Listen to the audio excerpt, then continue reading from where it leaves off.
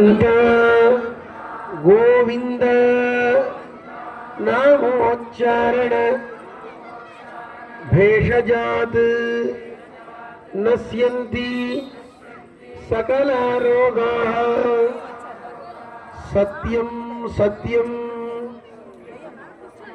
वदाम्यहम्। ఋషులు ఏం చెప్తున్నారో తెలుసునా?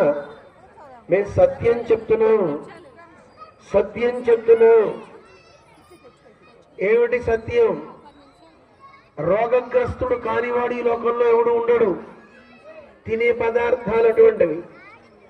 తినే పదార్థాలు ఒక 50% అయితే మనిషి ఆలోచించే ఆలోచనలు ఇంకో 50% మనకి రోగాలు రావడానికి. అవునా కాదా? మనస్సు మంచిగా ఉంటే ఏ రోగం రాదు. ఈ మనస్సుని మంచిగా ఉంచుకోం కనుక రోగాలన్నీ వస్తుంటాయి.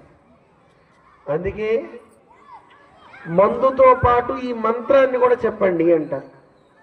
అప్పుడప్పుడు మీరు వినే ఉంటారు, నాకు ఒంట్లో బాగాలేదండి, కాస్త మందో మాకో ఇవ్వండి అంటారా అనరా? మంత్రమో మందో వేయండి అంటుంటారు. ఉత్త మందు ప్రయోజనం లేదు. మందుతో పాటు మంత్రం కూడా జోడించండి, బాగా పనిచేస్తుంది. ఏమిటా మంత్రం? ఇందాక చెప్పా మీ అందరికీ 3 పేర్లు చెప్పా. ఏమేంటి అవి?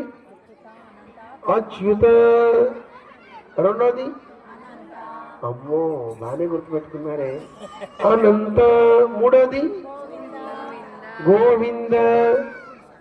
మీరంతే సామాన్యులు కాదండి, మీరందరూ